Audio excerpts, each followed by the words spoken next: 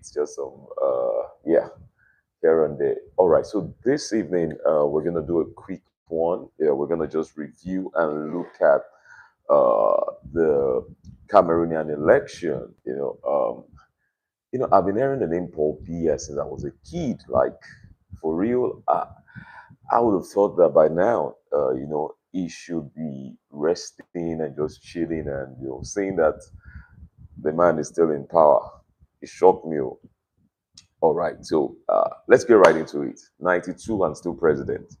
92 and just won a re-election for another 8 years. So that means it's going to be 100, by the time he finishes his tenure. That's Paul Biya of Cameroon. 92 years of power. I mean, after that 92 years, about 47 years or so of it has been as president, about 43 years of that has been as president. Wow. Wow. 92 years and still running a whole country, not a football club, not a company, not a radio station, but a whole nation. Someone has a whole nation in his claw for 43 years as a 92-year-old man. Aya! Paul Biya of Cameroon just got re-elected again, and the internet is confused like, wait, didn't he rule during the black and white era?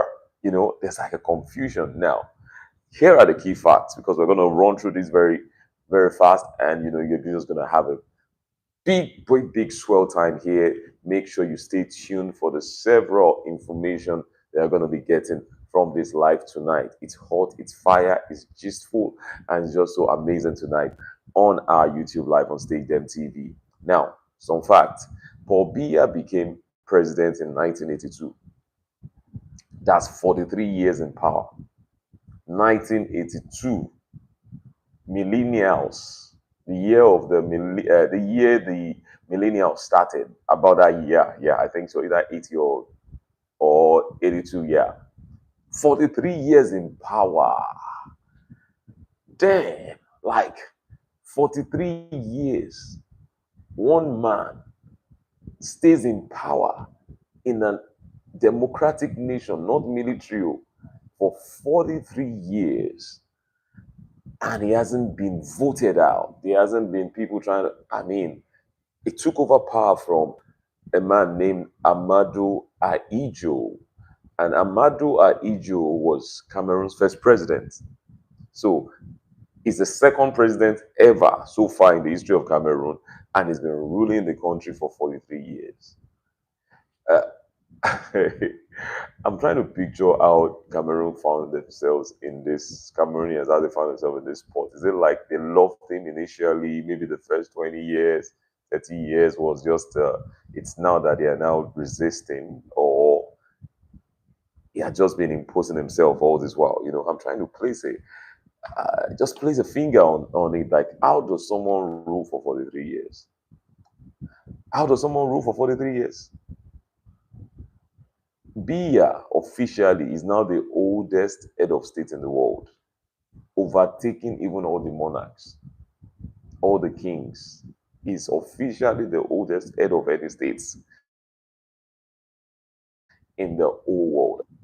And then attempting to go another 8 years till 100. Who does that? Cameroonians, not try, like, not patient. Now, let's look at some educative takes for you. Cameroon operates as a unitary presidential republic. This means that the president holds immense power. Commander-in-chief is the commander-in-chief, is the head of state, and can appoint or dismiss anyone at will. That's the Cameroon presidency structure. Now, term limits were removed in 2008, allowing him to run indefinitely. So there's no, he has run for 2 terms, he has run for 4 terms. Term limits removed totally in 2008. That's some 17 years ago. So the constitution now gives Paul Biya control over the judiciary and electoral commission, making some real solid opposition tough. Because he controls the force, he controls the military, he controls the police, controls the judiciary, controls the electoral commission. There was no, I mean, it's tough to build an opposition in that kind of a system. So that's the situation. That's the situation in Cameroon. But I really want to know, would you trust a 92-year-old to run your country? I want to know, can you drop it in the chat for me? Would you trust a 92-year-old man to run your country? What's your take? What was your take? Would you say experience or experience is important? Let the 92-year-old man keep running. Or you say, Augusta, please retire a bit. Let me know. Drop in the chat. What would you do? Would you prefer a 92-year-old man running your country to a 42-year-old man? Would you say, so type in the chat what country you're chatting from, what you're watching from, first of all, and then let me know what you would do. Would you prefer this 92-year-old man running your country? Say, experience never retires, experience now, it is very important. I prioritize experience. I prefer the 92-year-old man. But you go say, please, I beg, sir, Oga, retire. Biya has ruled so long that Cameroon's national anthem has probably been updated twice, but not the president. Anthem has been updated twice during this his ruling, and president remains the same. It's just so shocking. Like 92 years old and you want to run for another 8 years. That's 43 years of ruling. Now let's talk about the election, the recent election. Let's look at the election that has caused this shake on the internet in the last 2-3 days or so now. This election held on October 12, 2025. It held on October 12, 2025. And by October 27, boom, Biya was declared winner again. And with 53.6% of votes. 53.6% of the votes. But there was no celebration, more like competition. There, nobody was happy. You won with 53% or 53.6% of votes, and nobody was happy. His main opponent is a man known as Issa Chiroma Bakari. And is said to have gotten about 35% of the votes. And so the man is saying, no, there are so many irregularities. Oppositions are crazy. They've gone crazy. They've rejected results. They are claiming massive irregularities. The turnout was such that 50%, below 50%, voted in some regions. There was voters apathy and fear. People felt if they vote, their vote will not count, And even Biya's own daughter allegedly posted a vote wisely message on TikTok that people saw as a shade at her dad. Yes, the daughter. 43 years of ruling a country. What else have you offered when you were younger while ruling that you now want to offer at 92? Can you guys share with me? Can you drop it in the chat? What do you think this man has to offer at 92 going to 100 that he has not offered already when he was 43 years? So that means he was about 40. He was in his 40s. Yeah, maybe 48. Yeah, when he got elected. Now, some information for you that you might not have heard anywhere before. Now, Cameroon uses a first past the post voting system. That's what they call it. They call it a first past the post voting system. That whoever gets the highest number of votes wins. No runoff. Once you get to that score, you get to that post first, you have won already. There are no runoff. The second thing is that the electoral commission is called ELECAM, ELECAM, ELECAM. It's technically independent, but yet they report to the president's office. So that's another challenge. The presidency controls the electoral commission, even though technically they say they are independent. Now, the third thing is that opposition candidates have limited access to state media. They can't campaign, they can't go for interview, people can't know what they have to offer. So the ruling party always dominates communication during election. That's another challenge. And finally, number 4, international observers often report irregularities, but nothing is done about it. Never has nothing been done about it. So Grandpa has his game locked down, and the people around him is what do we call it in Nigeria? Is cabal. Is cabal around him. They have their game locked down. So, what do you believe? Did Biya really win this election with this 53.6 votes that he got, or no? This is him pressing some ballot magic. Is it some ballot magic at work? Or you think Grandpa still got it? Grandpa still get that for a body. That's why people are voting him. Cameroonian elections be like Infinity Wars, the Marvels. Same cast, same villains every year. Same old man winning every 8 years. But this time around, the street is responding. The street is responding. Yes, news getting to us shows that there's been burning of tires. People are on the streets. They are saying no, they are not accepting. When the election result dropped, the streets of Douala and Yaoundé went from calm to chaos like pew, tires burning, crowds shouting, chanting, soldiers rolling in. And at my last check, I was reported that about 4 people were shot dead right today. Protests erupted in Douala, in Biya, in Bamenda, especially in the Anglophone regions. That's where they speak English, right there in Cameroon. Lots of protests has erupted already, and there's reports of about 4 people, like I said, killed in the clashes with the police. One thing that baffles me is that the same police that are also going through the same torture, through the same terrible governance, are now the same police that will now still be killing their own fellow citizens. I can place my hands on it. There's something similar happening in Nigeria too. Like these police, they are probably the most underpaid, but yet when people are trying to raise a voice and say, "Hey, you are the ones they sent to squash and kill the people that are trying to raise their voice and risk their lives to make sure that there's a change." Right now, there's internet restrictions. Yeah, so there's internet restrictions right there in Cameroon, total internet restrictions. There's curfews already in some areas and all that. So why would the police? I really want to read from you guys. Why would the police that are also suffering the challenges that the country Cameroon is facing, why would they now be the ones killing the people that are trying to be the voice for them? Okay, if you have an answer, if you can wrap your head around that, I want to read from us. I want to read from us in the chat. I want to read from us. Yeah. So some educative takes for you, some things you might not have heard before. Let me just share that quickly with you. Now, the Anglophone crisis in Cameroon is a long-standing conflict. Now, Cameroon has French speaking, about 80% of them are French speaking, and 20% are English speaking. That's in Cameroon. So, but since 2016, the English speakers have protested marginalization. They've protested marginalization in government jobs, in education, in courts. They've been protesting. That's the English speaking regions.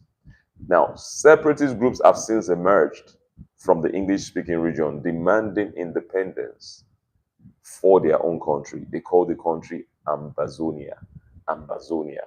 So that's the Anglophone region. They've been demanding, just the way in Nigeria you have the Biafrans, the Easterners, some of the Easterners demanding for a Biafra from Nigeria. So that's the same, almost similar thing happening in Cameroon. So this 2025 election is saw one of the lowest turnout, lowest in Anglophone zones, as many of them boycotted. They boycotted or they feared for their lives, they feared for violence. So there's protest there right now that we are not accepting this Biya again, that no way. But and then now the police are now being sent to kill them.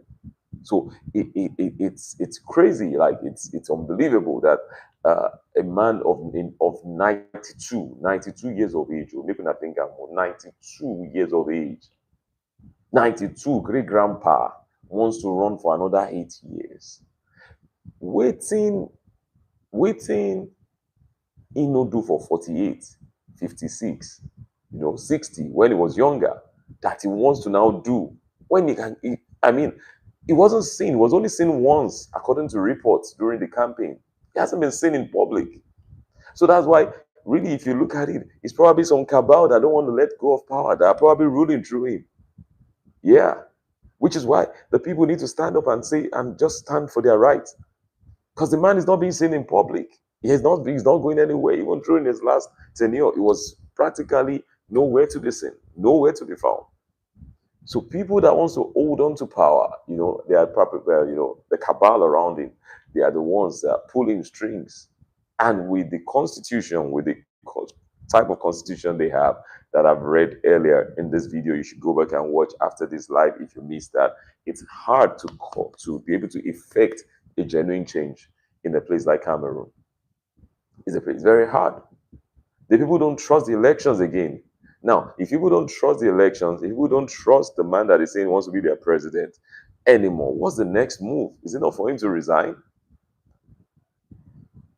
So what's the next move? So if you don't want to resign, then there will be a revolution. So I want to hear from you guys.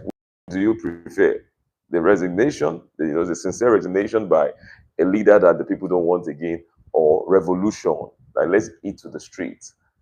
You know, I'm not the one for revolution because I saw what that could cause. There was an NSAS period in Nigeria where uh, some people were attacked at the toll gate, October 20th of 2020, if I recall well. And after that, there was a curfew and everywhere was shut down. And by the next day, the chaos that took over the country, the looting, because there was no security, police stations were burnt down, people's livelihood were looted to the ground.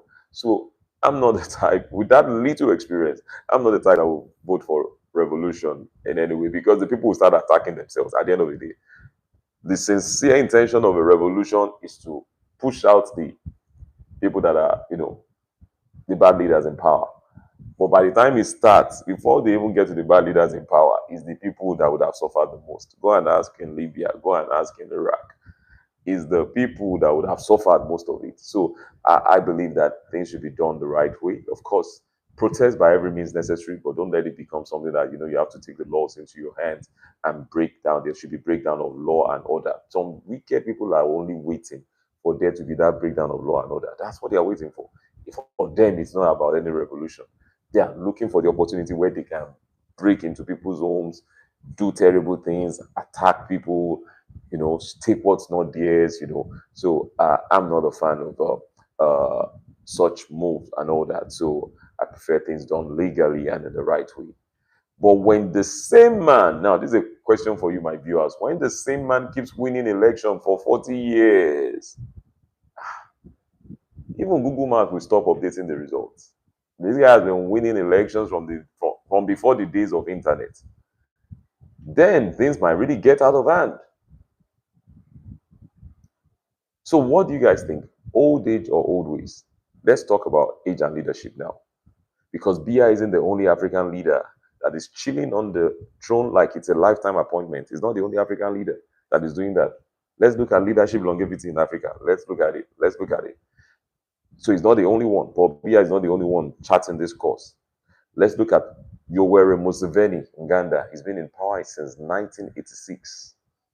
Yoweri Museveni, president of Uganda, he's been in power since 1986. How many of you, if you were born before 1986, type it in the chat. You'll be shocked. You'll be shocked that only 70% of people online right now are older than 1986. So this president of Uganda has been in power since 1986. His name is Yoweri Museveni. Second one, we're taking a look at leadership longevity in Africa. The second person is Teodoro Obiang. He beats Museveni.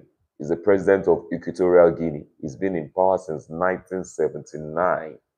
1979. Kilo D. The third is Denis Sassou Nguesso, Congo Brazzaville. He's been in power for 39 years. 39 years. So, I mean, I don't see any pros to this. So some people will say continuity, stability, experience. I don't see any pros.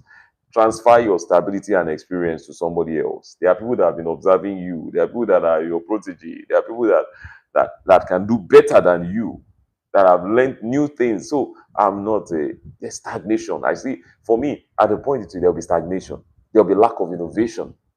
There'll be total lack of innovation. There'll be youth exclusion. It's hard for someone elderly to be able to connect with the youth. Yes, it's harder. So I don't believe the age experience excuse is valid or it's not valid. You know, this is a system of control. This is a system of control, a system of staying, perpetually staying in power. Like in Biya's case now, cabinet sessions now often holds in his own village. And then many times he's accused of being ruling from abroad because he's being treated abroad for so many things. He spends long periods in Switzerland for medical care. Long periods in Switzerland for medical care. So why would such a person remain in power? What's the point? So there's those saying there's pros of continuity, stability, experience. I disagree. So I want to know. I want to hear from you guys. All the same, what do you think? Age versus youthfulness. What do you think? Do you believe that the continuity and the stability and experience is worth having a 92-year-old? Having someone in power since 1986, Yoweri Museveni, having someone in power since 1979, Teodoro Obiang, having someone in power for 39 years, Denis Sassou Nguesso of Congo Brazzaville. So this is my question. Should there be an age cap for political leadership? What do you guys think? I want to hear from you. Type no. Wisdom matters if it's no for you. Type yes. Power should retire with pension if it's important that there should be a cap for you. Type no. Wisdom matters if you think no, anybody, even if you're 100 years, you can be a president. Or yes, power retire with pension. I want to hear from you. So can you imagine a cabinet meeting? Because, for example, if you type no, that wisdom matters, can you imagine a cabinet meeting where you have more walking sticks than laptops? More walking sticks than people that can use AI? Yeah, that's where it's getting to at this rate. At this rate, that's where it's getting to. And this isn't just Cameroon's story. It's a mirror of Africa's leadership crisis. Old power, young population. Old power, young population. The population is young, active, they want to do great things, but they are not being allowed to get into the place of power. If you look at someone like Gowon, he was in his 20s when he became the head of state of Nigeria. That's the former head of state of Nigeria, Gowon. But how many people now that are 28 can be allowed to become presidents in the same Nigeria? The present president is in his 70s. Bola Ahmed Tinubu is in his 70s. So it's consistent with Africa. The power is old, elderly people in the Senate, but a young population that is not being allowed to be part of that system. So in Cameroon, let's look at the demographics. 70% of Cameroonians are under 35. Yet they are being led by a 92-year-old. Hey, something is going on. What they say? How they say that? Something fishy is going on. That is like some, yes, something fishy. Something fishy is going on. 70% of Cameroonians are under 35, yet they are led by a 92-year-old who just won another election for 8 years, meaning he wants to be 100 years as the president of Cameroon. Huge generation gap, huge. What's the economic impact? Long-term leaders often centralize wealth. They centralize wealth. They want it to be in a circle of people, their connection. Corruption everywhere. Unemployment of youth on the rise. There's institutional weakness. When leaders stay too long in the system, the system depends on them. It depends on them rather than policies. So there's institutional weakness. There are no institutions that someone else can just come in and just take up from where you stopped. It becomes about that leader. So once they leave, chaos follows. Saddam Hussein, Gaddafi. I can name so much more. When a leader stays for so long like that, the country becomes about them, their leadership, their style. There are no strong institutions. There are strong men. There are no strong policies. So once they leave, chaos follows. Look at Zimbabwe after Mugabe's fall. Look at Algeria's protest that removed Bouteflika in 2019. It was 82. Bouteflika was in 2019. It was 82. So it's not advisable that the leader should stay that long in power because at that point it becomes the institution instead of strengthening institutions, instead of strengthening the electoral body, instead of strengthening the military, instead of strengthening the civil service, is the leader that is receiving the strength. So right now there's protest in Cameroon, and it echoes what I'm saying here. It echoes what is seen in other African countries too. Senegal, Uganda, Chad. There's protest. The third time syndrome everywhere. Even here in Nigeria, there's some silence, hush mention of third times.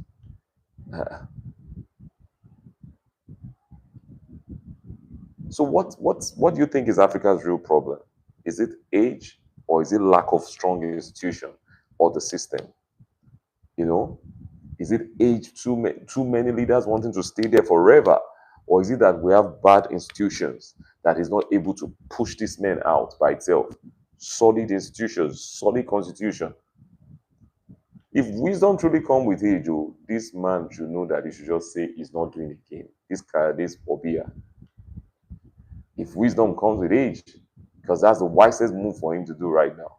The wisest move is for him to just step down and say, I know do again. I know do again. I know do again. 43 years of leading one country with a population when 70% of them are below 35. Mr. Biya, please step down. You don't do. You don't do. Cameroonians, you guys are not voting, no. You are recycling a president. Let me just tell you the truth. You are recycling a president. Leadership renewal doesn't happen by miracle. It happens by participation and intentionality. The Cameroonians and other countries I mentioned, Uganda, you know, they need to start taking their change of leadership very seriously. And it doesn't happen by you just praying for a miracle. The people need to take a stand and say, enough is enough. Enough is enough. There's some African countries that have had successful democratic transitions. Nigeria, for example, from Goodluck Jonathan from Obasanjo to Yaradua to Goodluck Jonathan to Buhari, now to Tinubu. There's been successful democratic transitions, even though there are complaints of rigging and all that. But yes, the same thing with Ghana, the same thing with Kenya, the same thing with Botswana.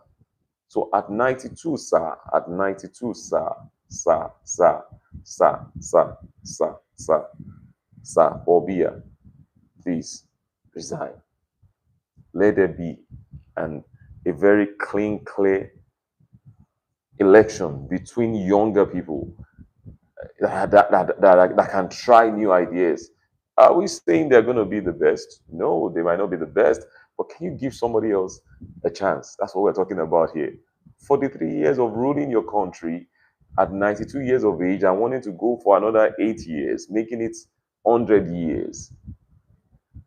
You'll be 100 years. This president will be 100 years if he's allowed to take on this tenure. It will be 100 years when this tenure he claims he wins is over. Age is not just a number in this case, please. Yes, we know this age is a number, but in this case, age is not just a number. Age is not just a number. The presidency is not a lifetime subscription for you, sir. No. It is not, like I would say in my language, Yoruba language, it is not Oyedide. It is not family title. Even family title, when people feel maybe at some age they hand over to, if they feel they are not fit enough or something, they hand over to maybe their next in line. Yes, it can stay in the family, but it goes to the next another person, maybe another family within the family and stuff like that. So, Mr. Bobia, we are not trying to have you prove that age is a number. Okay? We're not trying to prove that, sir. Resign. Resign, sir. Resign, sir. You don't do. You don't do. You don't do. Too many forever leaders in Africa. You want to live forever. You're not a vampire. Oh. You're getting old. They're not even seeing this man in public again. Old men leading bad institutions, old men empowering themselves, bad institutions, bad policies, no strong institution to be able to remove them. They are weakening institutions so that they can be stronger. And then when there's a forceful change, there's now chaos. There's chaos. There's chaos. Yes. Why? Because the systems are weak. The system is about them. So many people want to take power at the same time. Many people want to usurp that power. So it's hard for them, for the country to now choose a particular leader. Look at Libya, for example. Look at Iraq too. So all these guys that think, oh, you are not doing your country well. You were a Museveni of Uganda. You are not doing well. Since 1986. For what? For what? 1986 till now, how many years is that? 34 years? That's about 34 years. Theodora Obiang of Equatorial Guinea, 1979. That's about 46 years. 46 years. As the leader of country with millions of people, and you don't fear God. No, no, no, no, no. Denis Sassou of Nguesso, Congo. Denis Sassou Nguesso of Congo Brazzaville, 39 years as president. It's no longer about stability, it's about greed, it's about selfishness, it's about youth exclusion, it's about fear of somebody else coming in to discover the things you've been doing for years, discover what has been going on. And some of these guys are no longer active. They are no longer active at all. They are no longer as strong as they used to be. But yet they want to just remain in power. They just want to stay in power. They just want to hold the power. They just want to be there. Like who does that? So that's it for tonight's live. That's it for tonight's live. I would like to read from you guys your take. I pray that peace and harmony stays in Cameroon. I pray there's no breakdown of rule and order, but I also pray that they are able to make a change in their leadership. Yes, I said it. But with peace, with order, the right way, legally, you know. So you guys drop your views for me. Drop your views for me about Cameroon's future in one sentence. What do you think is going to happen in the next few weeks, next few months, next few weeks and few months? Drop a sentence for me. One sentence. What you think about Cameroon's future? What I think is that there will be a change in leadership. So that's what I think. Change in leadership. I see change in leadership coming for Cameroon. I see change in leadership. I see change in leadership coming for Cameroon. What do you think? Drop a chat for me about Cameroon's future. What do you think with a 92-year-old president winning a second term in a country where 70% of the population are under 35? Do you think this 70% that are under 35 will allow this to stand?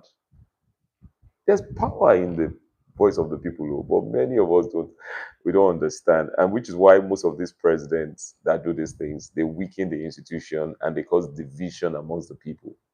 The people are always fighting themselves online, fighting themselves. Nigeria, for example, now, there's so much power in our population, but unity is an issue. Unity is an issue. The tribes are divided. There's political divides. There's tribal divides. There's ethnic divide. There's location divide, and all that. So if this 70% that are under 35 can actually stand for their right, get wisdom, get the right lawyers, do things right, do a research, discover proofs of what has been ongoing, they can actually take their country they can actually let their vote count. Because that's the issue now, making sure that the vote counted, making sure that the vote counts. So if the vote counts and then it shows that the people really want this 92-year-old man, eh, Owomi Mario Fufu Nene, then it's their choice. And they can just lay on their bed right there the way they made it. They can lay on their bed right there the way they made it. I started hearing Paul Biya in the, it must have been in the 90s. That was when I started hearing his name. It's been a while. Maybe through some, of course, Nigeria used to meet, clash a lot with Cameroon in football. So that's when I started picking up that name. So when several years later, I now still keep hearing it, I was shocked that the man I've been hearing since the days of IBB, since the days of Abacha, that he's still in power till now. How would they run am, Cameroon? How would they run am? Yeah, I don't know. They don't feel run that kind of thing for Nigeria. If they're a Nigerian type in the chat, you think anybody if you run that kind of thing for it? That will just have one president since let's think about it now. Maybe Shagari will have been our president since 1980, 1979. Can that ever happen in Nigeria? I don't think so. Oh, I don't think so. Nobody can run that here. You want them to break your head. We are not that docile, you know.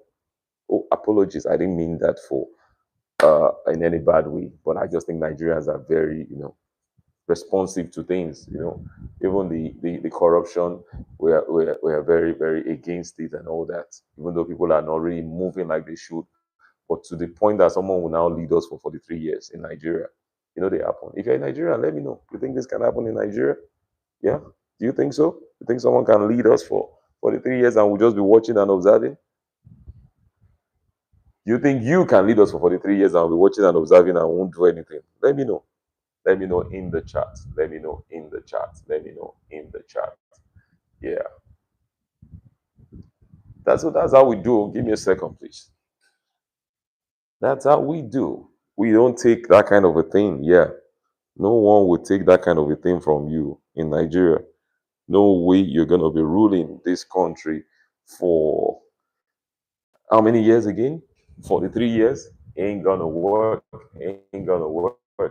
You can't rule Nigeria. I really want to know, can you drop the country you are in and just chat if you think one man, your country can allow, the citizens of your country, if they would allow one man to rule for 3 years without, having a serious backlash? Can you type your country and let me know if you think it's something that can be allowed in your country? All right. I'll just wait for that and then we'll begin to wrap up for tonight. My name is Rashid. This is State MTV.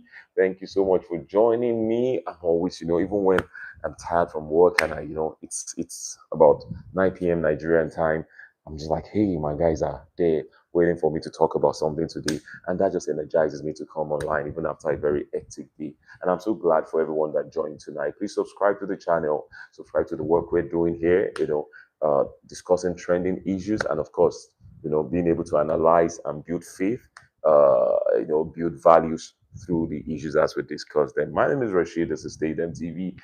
Till I see you tomorrow evening on another amazing live. Stay connected, stay subscribed to the channel, stay blessed, and don't allow a 92-year-old papa rule in your country for 43 years. I'm totally unsubscribed to that. Yeah, I'm against it. Nay, nay, nay, nay, nay. God bless you till I see you tomorrow night. Have a nice time and subscribe as we close for tonight. Bye now.